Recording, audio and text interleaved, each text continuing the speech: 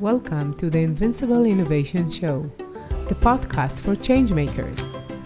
Each week, I talk to the most fascinating entrepreneurs and innovation leaders about innovation, strategy, and design. Hey everyone! Today we're asking why the right team is so crucial for health innovation.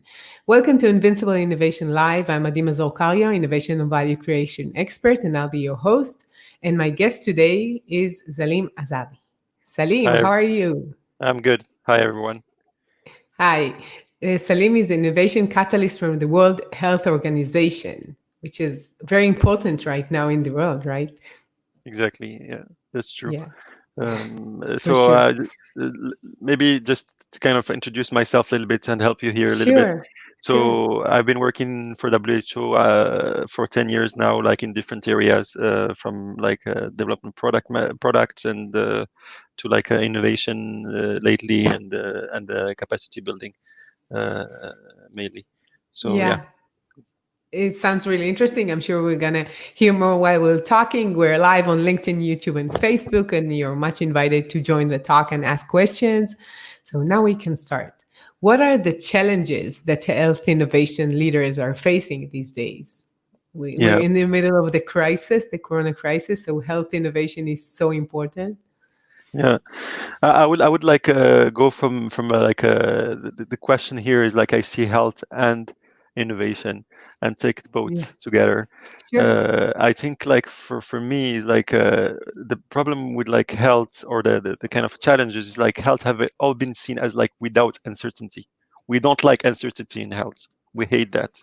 Like Yeah. just taking an example of you like going to the doctor, you don't want uncertainty. You don't want him to No, tell you like, no.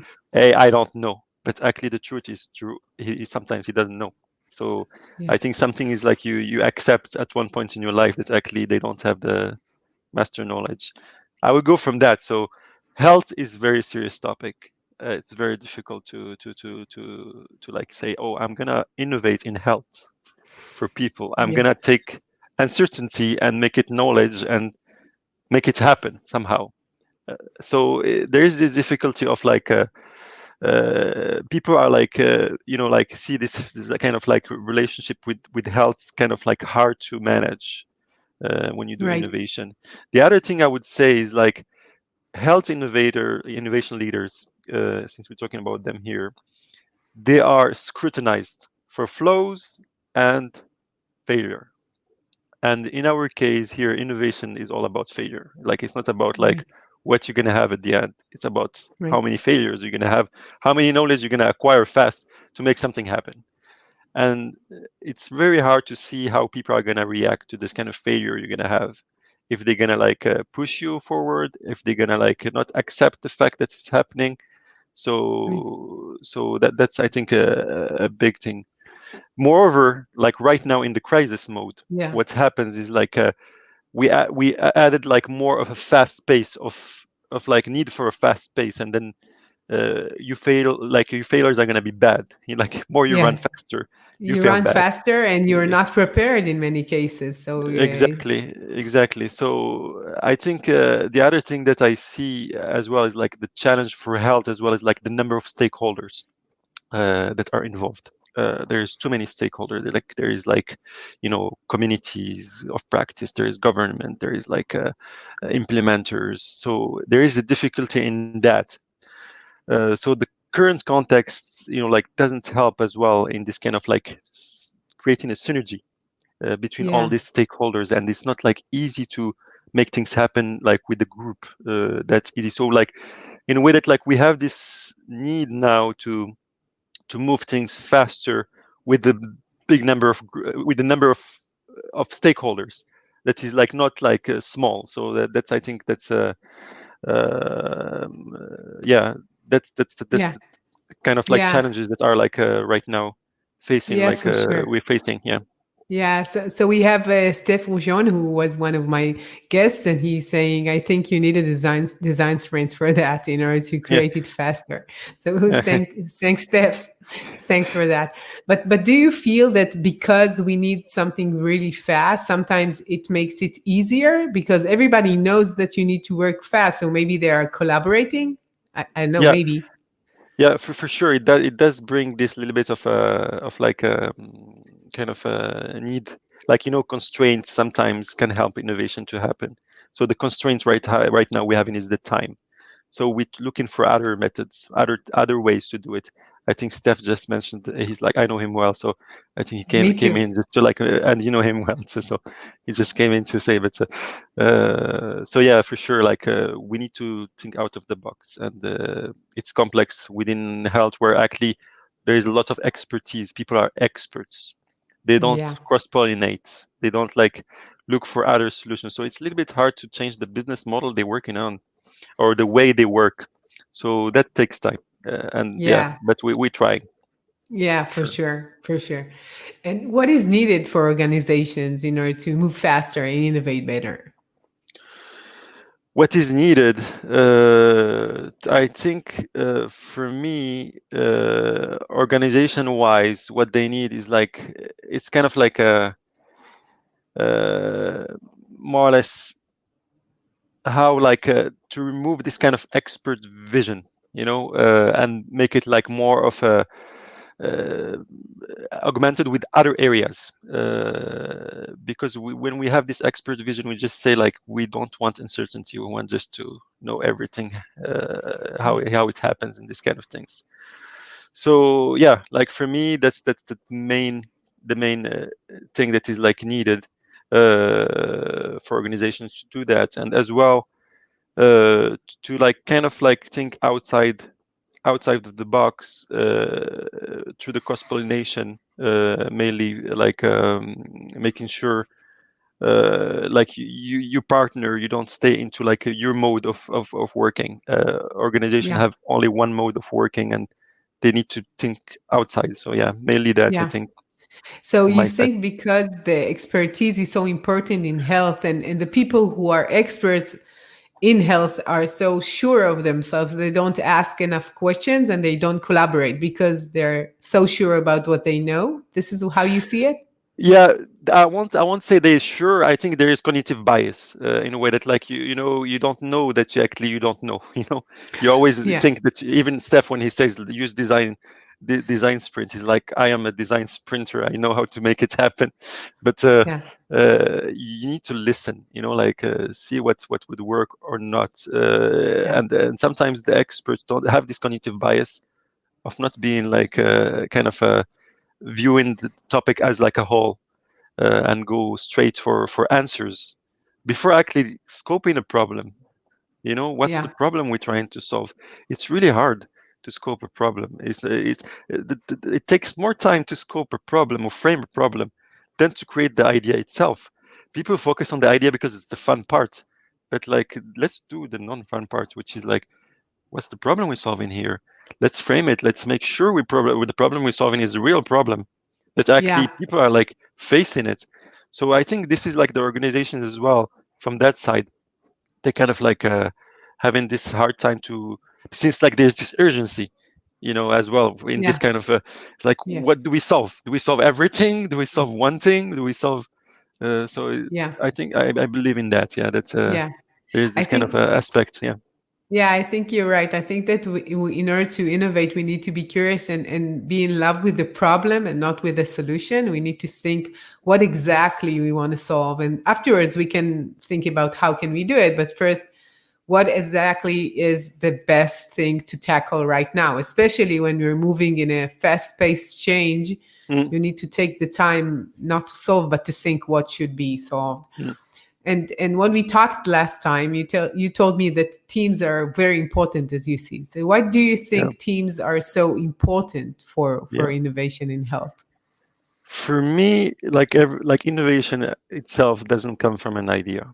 It would never come from only one idea. What innovation comes from, or from my experience, what I've seen, is it comes from it's like it's a false chicken and egg. Like, is it the idea first or the team first? But for me, it Mhm. comes from the team, in a way that, like, no matter the idea, if you have the right team that have like the drive, that have the like the vision to make it happen, and to the team that's like, I'm ready to go on lows and ups. I'm ready. I don't care. I will, with this team, I will do it. So that what makes the difference. Because as you know, Addy, and I'm sure like you're kind of expert in as well in innovation and have like good knowledge. You like, like you go through ups and downs all the time. It's not Yeah. like, it's not something that is like everybody thinks that like you make one, one idea and then that's it. It's not Yeah. true. It's like several ideas. It's like before going into something that might have like might work. So to have an opportunity to make something happen. So Yeah. it's why I believe in teams more than in ideas. Uh, Yeah. like, I prefer to create a team and refine it around an idea in a way that, like, the first idea they have is just to refine the team. Just to, for me, the idea here is just to refine the team, to make it like, make its processes work, make them work better, a better pace, learn faster, acquire the innovation skill set they need Yeah. to be able Yeah. to create anything. Right. It doesn't matter, like, to see the opportunities. So yeah, Yeah. that's why I do believe in teams more than any idea or some or solution. Yeah, I Yeah. think that last time I talked to Dov Moran, he's a head of VC, and he said that for him, the CEO and the team is so important, and he knows that they might have great ideas, but what will happen when they fail? What will happen when things go wrong? Because Yeah. they will go wrong, and Yeah. if they don't create something together and believe in it together and solve it together, and maybe sometimes one of them is down and the other one is up and they're cheering each other up. If Mm. this doesn't work, they will not go through this roller coaster, which is innovation. Yeah. No, And that's totally true. And Dove is a great man, I would say. Just saying that, yeah, I think it's mhm, more or less a observation. I yeah, think we have a common observation that yeah, relates to the teams.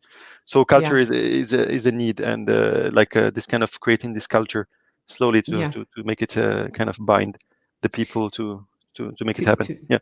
so we're talking about collaboration and co-creation and thinking a bit more open-mindedly about challenges. So how do you think we could influence the organization, the people within the organization, in order to be more open-minded and to collaborate better? Yeah. Yeah, I think like for me, when you talk about organizational architecture or whatever you want to call it, for me it's like I think there is a saying about like I don't remember who said it, but about like tell me your incentives and I will tell you the outcome. And I Ah, think this is what they say. yeah, and it's exactly that. So make sure you put in place, like, we're human beings. We work with like we're incentivized human beings, like, why I do that, because for a reason, and this kind of things. I'm not talking about like money incentives, or it can be intrinsic incentives. It's like how the way you structure the culture inside makes the difference.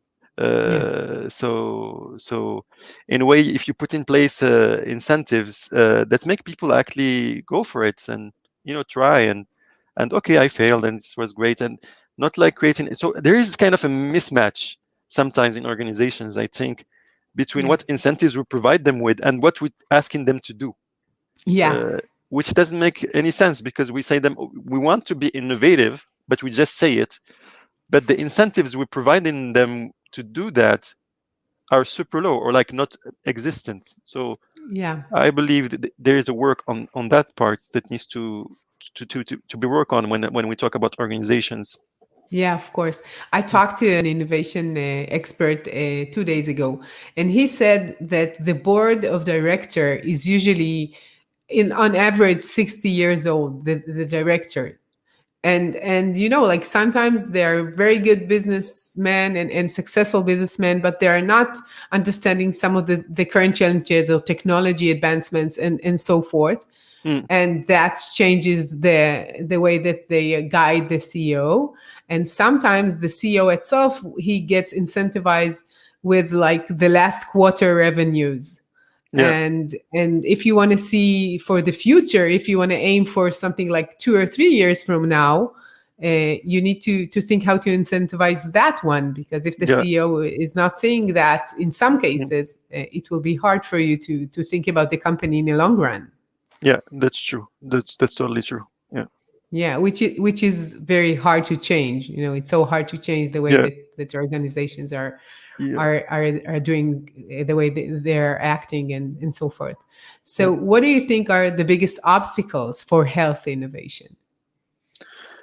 I think I already mentioned the obstacle of like the fact that it's health. You know, Yeah, that was like the main one that I yeah, believe is like it's health. It's not something we can play. It's not a Tesla. It's not a car. It's not like you can fail a yeah, little bit. There is no. yeah. So The you price are is so high on failure. the price is so high on failure, and then as well like the obstacles I would see is like so, is like the stakeholder, the kind of like how they are everywhere. It's so not easy to kind of like Yeah. manage all these stakeholder Mm, relationships to be able right. to come up with fail fast as well. Like that's the Yeah. thing. Like we don't. It's very hard to fail fast in health thing because it's scrutinized. People don't want you to fail. They don't want you because they don't believe in failing in health is not easy. Yeah. So there is this kind of word of innovation in health that Like two there's a things. Yeah. mismatch between the two, Contradicting. Yeah. and it's like hard to accept. I think this is the obstacle, is like to accept that yes, we fail. Yeah. Yeah. Yes, we're not the perfect people. Yes, but if we don't fail, this is a journey, and then we need Yeah. to find ways to make it better, slowly, and find the right problem, the right solution. And it's a Yeah. topic that is hard, but it's part of the game. Yeah. So yeah, And it makes your life much more interesting. You have challenges in your work. It's not. yeah, Yeah, that's for sure. yeah, When you're saying it's hard to fail there are so many things that you still can experiment in, and especially in health, for sure, for pharmaceutical companies, and mm, it's so obvious that you need to experiment in order to get something good. mm, So in some cases, it seems to me that they're prone to experiment, but not in processes, not in new way of thinking, which is mm, like you're taking it only to a very small domain, yeah, and you can innovate in so many other things. It doesn't have to be what is like the final frontier of innovation in health. It could be lots of mm, processes within the organization and how they act, and or the mm, partners. And although I understand it's lots of politics too, which is yeah. The other it's thing hard. is like I think what you mentioned, Adi, as well is like we can test as well with analogies, like what happens in other sectors. We Yeah. don't need to be like scared of like taking something from another sector and say let's try to apply it here. It can be processes, it can be other things that actually show efficiency, because for me innovation is contextual. It's like it's not like for example you go to with the artificial intelligence, let's see product innovation here, and then you go Mhm. to a professor Institute of Technology in Lausanne, he would say like this is old for me, you know Yeah. it's not like, but you go somewhere else, it's like wow, that's I've never seen, or it does Yeah. something for me.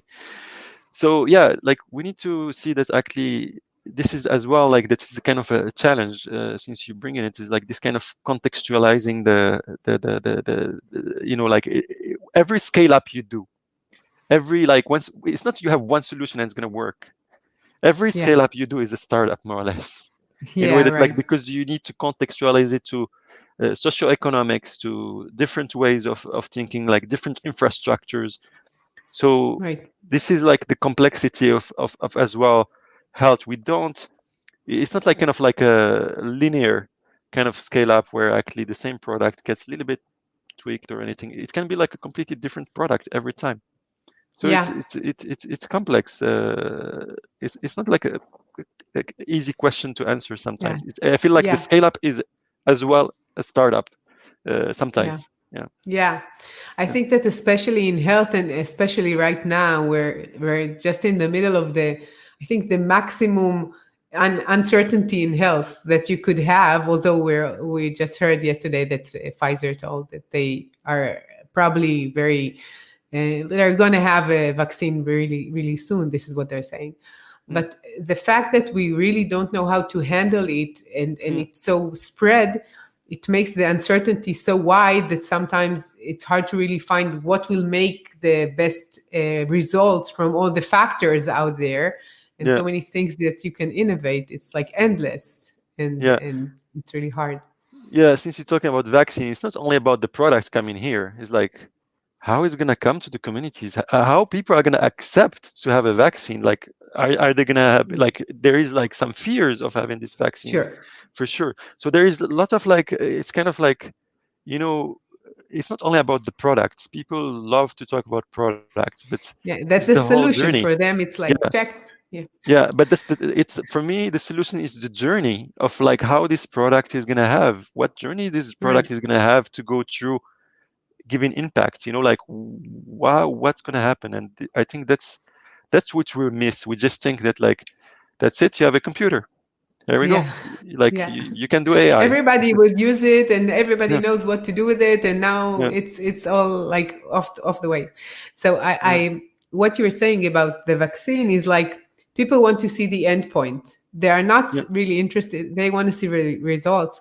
And as you said, like innovation is a long way and there are ups and downs on the way. It's mm, not like, yeah, this is how I go there. Because if you would have known what the end result exactly will be, you would just say, mm, okay, this is how I go there. mm, It's so clear and certain. And in yeah, uncertainty, you need to find your way in the dark all the time, and it's so hard. And I think one more thing that comes up to my mind mm, is when you're afraid, it's very hard for you to innovate. And being mm, fearful of the future is something that will not enable you to do any change. And right now, in general, it's not mm, connected to any organization. You feel that the uncertainty makes people more anxious and afraid to do things and to try new things. And yeah, especially, as you say, in health, which is a yeah, really like big challenge here for people in general, I yeah. think, not only innovators and leaders. So, could you tell us a bit about your processes and best practices that you know from what you're Yeah. doing for innovation? Like I don't have like a key for that opens all the doors. So I won't give Yeah, you a process and say like, you know, I'm gonna just like put all my knowledge and say, hey, this is do this, do that. I think yeah, the only thing I would like can advise people to use or to do is to like kind of adapt to the situation, the uncertainty level. I think that's the most important part. You adapt to the uncertainty level, the way you do things, how the way you innovate. You use different processes depending on where you are at uncertainty level. So hmm, I think that's the key thing. Like people try to use the same tools to handle uncertainty or certainty. Same things. I'm talking about the both the yeah, guys that are like saying preaching like I'm gonna use design sprints for everything, and actually we know the solution, or the other way around. People that are like doing I don't know like kind of waterfall and say, here we go, we do things this way, and then the uncertainty is level. So I think it's like people that are like adapt. It's more or less human being thing. You yeah, don't need to be innovators. Like people that adapt fast and adapt to the situation yeah, uh, well, they're the one that survive more or less. yeah, yeah, So, so yeah. I think It's if I go with the thing for processes here, yeah. yeah, mainly. So, Yeah, I think that flexibility of the mind and open-mindedness is something that is so important for people in mm, general, but for sure when they want to create something new. Because if they are not keeping an open mind, they will never get to where they want, and to get to a new thing is so demanding. So you need mm, to be aware of all the possibilities, and not be sure, like be curious all the time. Like yeah, I'm not sure here, I need to check that out. And being curious all the time is sometimes it's a quality of a person, but sometimes it's hard because people want certainty. People want to do stuff that they know, and Yeah, it's like it's a shortcut in their mind. Just this is the problem. This is what I do, and that's it. They don't need to go and find a new thing. yeah, And I think that right now people understand that sometimes they don't know the way, and sometimes they really need to yeah, learn how to be in this uncertain state, which is very demanding in many yeah. cases. It's the word I would love to use here is embrace uncertainty. Embrace Yeah, it. yeah, Just love this uncertainty. Don't let it like go under your skin. Just embrace it. You say, that's it. We go in with it. I'm embracing this uncertainty. Let's yeah. go forward. Yeah. Yeah. Although, it's hard, especially when you mentioned about health, that you don't want to wait for the answer. I think I read a research saying that they took people and they told him that they could get the answer, and the answer could be really bad from the doctor, or they Yeah. could wait another week and then they might have a better answer. And they all prefer to get the answer, even if it means a very bad situation for them, even if it means that they get a cancer, because they know that they Mm. are here or there. The uncertainty is so Yeah. unpleasant and so hard for them Yeah. that it's hard to embrace something that's it's like it's Yeah. hard. But just to tell you, like Mm, sometimes certainties will bring more uncertainty in a way that like what you said yeah, in the thing is yeah, like they give them in 2 weeks, but maybe like whatever they said to them is not true, and actually there is yeah, uncertainty more. So yeah, it's hard to say like, okay, this is the way, that's it. So yeah, sometimes you take a path and then you say, okay, I'm taking this path. Let's see if I can turn back, I turn back. If I pivot or whatever, that will yeah. help me to make it happen. Yeah, Yeah. I agree. I think, but as human beings, like you think when you're a kid, you're afraid of the dark. Like, why Yeah. are you afraid of the dark? Because you don't know what's out there, and most kids are afraid of the dark, and some grown-ups too. And it's the same thing. You don't Yeah. know. So this unknown state that could Mm. risk you potentially is something Yeah. that people are trying to avoid. That's for sure. Yeah. So we're talking about curiosity and open-mindedness and being unsure. So what are the skills and capabilities that you think are needed for a change maker? Yeah. For me, a change maker, like kind of something that they need to have is like to be aware of their cognitive bias. That actually they do have it. Everybody thinks that they're smart and amazing. Yeah. Like I think I'm smarter than you think I'm smarter than you, and it's never true.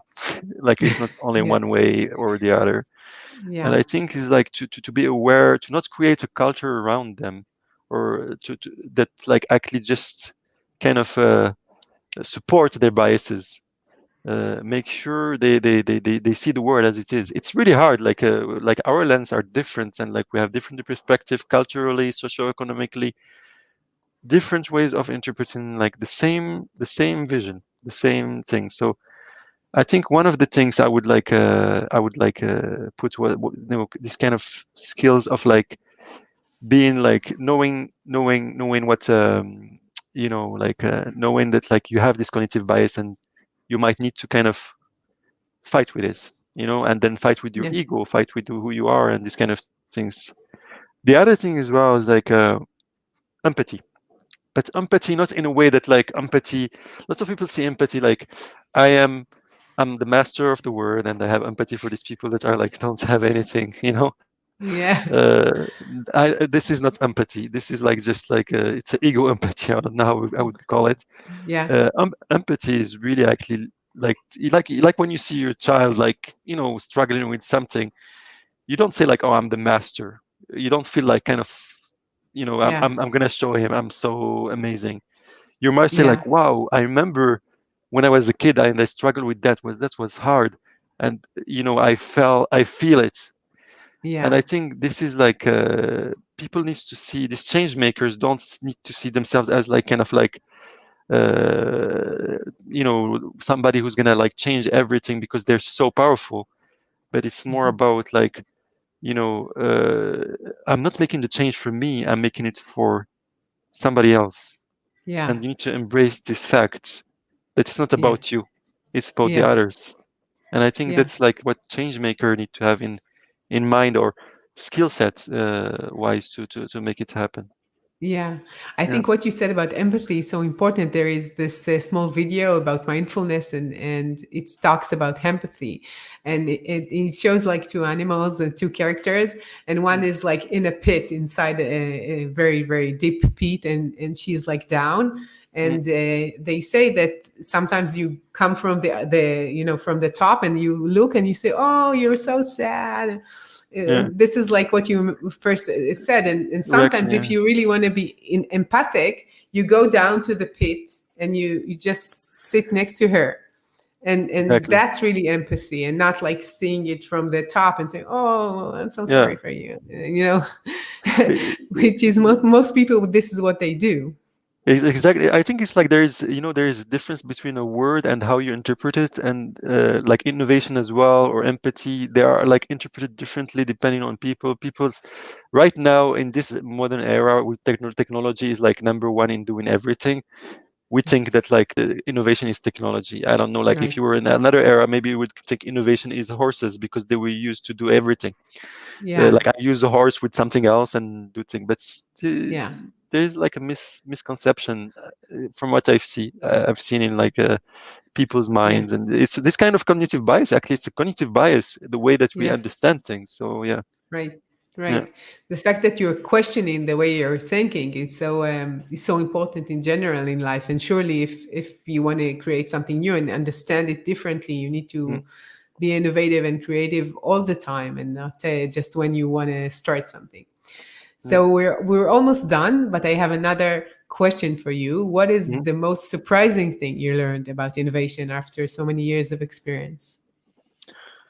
Yeah. Like I think is like as I just mentioned and mentioned several times here, is like the fact that innovation is contextual. Like it's not like a lot of people see innovation as like my lens, my way of saying. So it doesn't apply. It doesn't apply to you. It applies for others. So you need to make sure you take in account that. Uh, People always want to be innovative because it's fun, Yeah, but not for the need. Uh, and I think this is like they like innovation, novelty, novelty. But no, yeah, it's the need, and actually different needs, different context, different needs. Like so, you need to see where like it's more. It can be innovative for them, and then it can be useful. So do it. Make it yeah, happen. Not yeah, so people would always think in their perspective. What's yeah, the I'm innovative in my perspective because I'm learning new things, but yeah, it's not the objective of the innovation. The objective is to make something innovative, useful, and impactful for a community, a group, a country, whatever. So yeah, so I think that's the surprising. Like it doesn't need to be complex. yeah, I think it doesn't need to be complex. Why we go in for the most complex things? It can be simple. I yeah, think the most interesting ones are the simple ones that like yeah, make the difference. That's like yeah. that's I think what surprised me in general. Yeah. I Yeah. think that when we're talking about the organization, like World Health Organization, it's like connected to so many cultures and so many people seeing things differently, and just thinking about who are you solving it for, and not about yourself or what you could, what the solution is. Again, like what is the thing that who are you going to help and how? That's how I see it. Yeah. Once you understand that and you're focusing on that and not on your successful technology, your successful solution, what you could be in that context, Mm, it's much more powerful for people to do, and especially in organizations which are governmental or non-profit, you could do it even more than yes. which is so important to have right now. Yeah. So I want to thank you for your time. It's been such a pleasure Mm, talking to you, Salim. It's always mm, insightful and interesting to talk to you. My pleasure as well. Like Adi, like it's Sure. it's I learned a lot from you too. So like it's always learning for me. So whatever I Oh, do is learning. So yeah, yeah, thank you for for that. sure. Yeah. Yeah. Thank you. And to all of you changemaker out there, thank you for joining us, and I'll see you next time. Goodbye. Bye bye. Bye bye.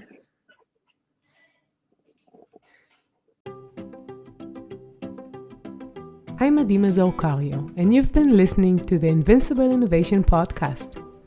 Make sure to visit our website, invincibleinnovation.com, where you can learn more about our programs and my book, Innovating Through Chaos. I'll be waiting for you next week in our next episode. Thank you for listening.